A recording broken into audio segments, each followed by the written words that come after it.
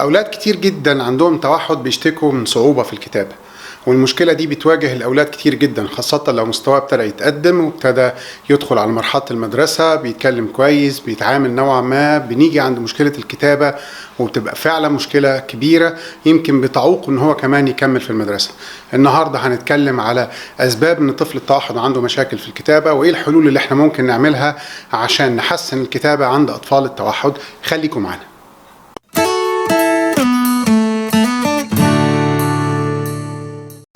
اهلا وسهلا بيكم في حلقه جديده من كلامي اونلاين. معاكم دكتور احمد عبد الخالق. النهارده هنتكلم على موضوع الكتابه مع اطفال التوحد، والمشكله دي فعلا مشكله كبيره جدا. بس قبل ما نبتدي الموضوع دوت ونعرف ايه الحلول، احب اهني الدكتوره حنان محمود، دكتوره امراض التخاطب متخصصه في التوحد، انها هتبقى موجوده بدايه من شهر 6 اللي جاي في الامارات بصفه دائمه، وده هيبقى حاجه كويسه جدا لاولاد التوحد اللي موجودين في الامارات العربيه المتحده، لانها فعلا واحده من افضل دكاتره التوحد اللي انا شفتهم لغايه دلوقتي.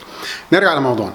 اطفال التوحد بيبقى عندهم مشكله في الكتابه، وبنحاول بقدر الامكان ان احنا نعالج المشكله ديت، بس دايما بتقابلنا عقبات وبتقابلنا مشاكل وما بنعرفش نعمل ايه. انا نفسي شفت اولاد عندهم 13 و14 سنه عندهم توحد، قدروا ان هم يوصلوا المدرسه ومستواهم بقى كويس قوي، لكن ما بيكتبوش وعندهم مشكله كبيره جدا في الكتابه. اولا لازم نفهم هو ليه طفل التوحد عنده مشكلة في الكتابة. المشكلة دي بصراحة تتلخص في كلمتين اتنين بس. أول حاجة إن هو فعلا بيكره الكتابة، بيكرهها بشكل شديد جدا. نمرة اتنين الروتين، فهو بيكرهها ومن زمان، من ساعة ما اتولد وهو ما بيكتبش، فانت عايز تغير الروتين بتاعه ان هو يبتدي يكتب وكمان يعمل حاجة هو بيكرهها، فدي بالنسبة له بتبقى حاجة صعبة جدا جدا. وده بعكس القراءة. اولاد كتير جدا توحد بيعشقوا القراية، ده بل من ضمن صفات التوحد ان هو تلاقي الولد ماشي مع والده مثلا بالعربية او في الشارع وابتدي يقرا اللوحات الاعلانية ويقراها بشكل جيد جدا، فهم بيحبوا القراءة بشكل جيد جدا وفي نفس الوقت بيكرهوا الكتابة بشكل كبير جدا.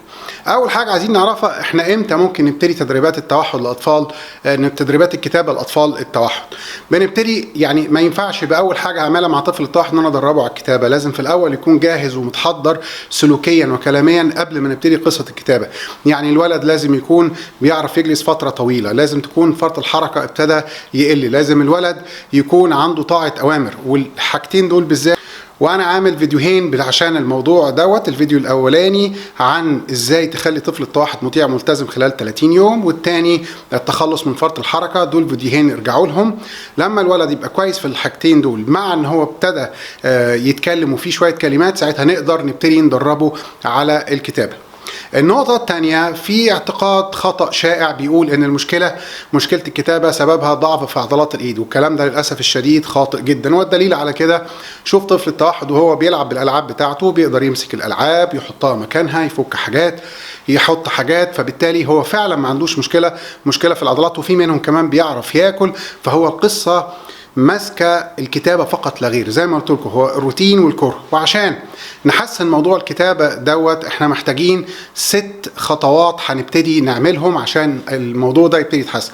الخطوه رقم 1، ان انت هتجيب الولد وهتقعده قدامك وهتخليه يمسك القلم، وهتجيب على سبيل المثال الحروف، ولكن الحروف على هيئه نقاط، وتمسك ايده وتحركها وتخليه يكتب الحرف على هيئه نقاط. هيرفض، هيتضايق، وفي منهم يعيط. تجاهل هذا تماما. انت خدت قرار ان احنا هنكتب يعني هنكتب، مهما قاوم مهما رفض هنكتب يعني هنكتب.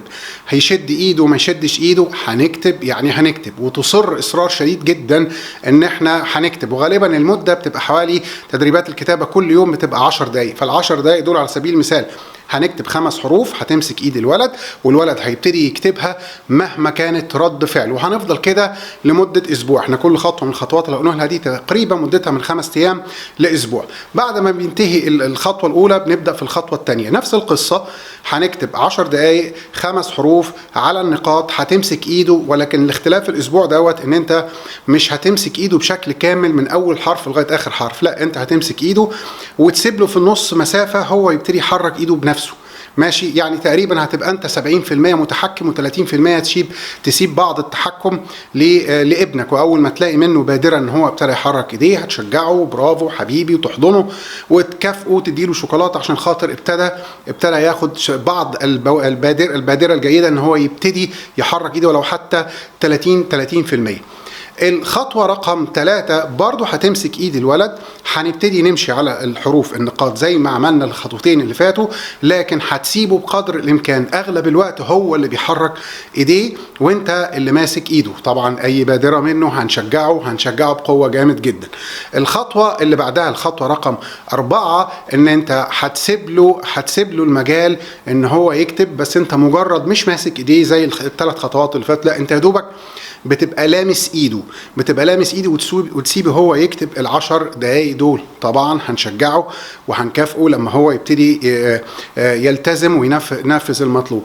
الخطوة رقم 5 خلاص انت بقيت بتكتب لوحدك، انا بس مجرد لامس ايدك بحيث ان هو اتعود على كده. هتبتدي تشيل ايدك من عند ايده وهو يبتدي يكتب لوحده على النقاط. الخطوة رقم 6 والأخيرة إن هو يبتدي يكتب من غير نقاط، تكتب له الحرف فوق وهو يعمل كوبي بيست يقلدك ويكتب تحت، تكتب فوق وهو يبتدي يكتب تحت.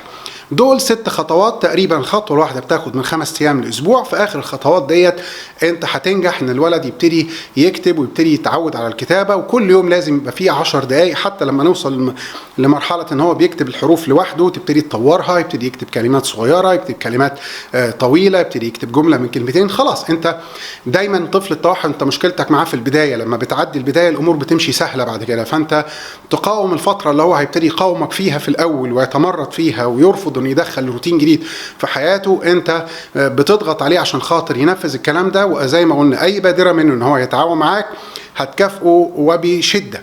واخر حاجة اقولها دي بقى معلومة مش نصيحة لكل ام بشكل عام مش في الكتابة بس، دايما خليكي فاكرة يا ماما ان طفل التوحد لا يتحسن الا تحت ضغط. هو دايما رافض، دايما مش عاوز، دايما بيكره كل ما هو جديد، فهو مش هيقبل الجديد دوت الا لما انت تبتدي تضغط عليه. ولما تبتدي تضغط عليه مرة في 2 في 3 في 4 بعد فترة بيبتدي يتعود على النظام الجديد لغاية ما بيتحول يبقى روتين وبيتعود عليه وبيعمله بتلقائية. دي كانت الطريقة اللي أنا بحب أستخدمها إن أنا أعلم بيها طفل التوحد الكتابة، وأعتقد مع كل الأولاد اللي أنا اشتغلت معهم في كل أنحاء العالم كلهم بلا استثناء بتنجح معاهم نجاح كبير جدا، لأن خدتها بالتدريج، حطيتها خطوات خطوة ورا الثانية، قدرت أكسر روتين لغاية ما في الآخر هو يبتدي يعرف يكتب لوحده. يا رب إن شاء الله تكون المعلومة دي فادتكم، ولو حد فيكم عنده أي خبرة أو أي تجربة سابقة عن موضوع الكتابة يا ريت يكتب تحت في التعليقات عندنا في القناة، وأتمنى يا رب إن أكون فدتكم. كان معاكم دكتور أحمد عبد الخالق.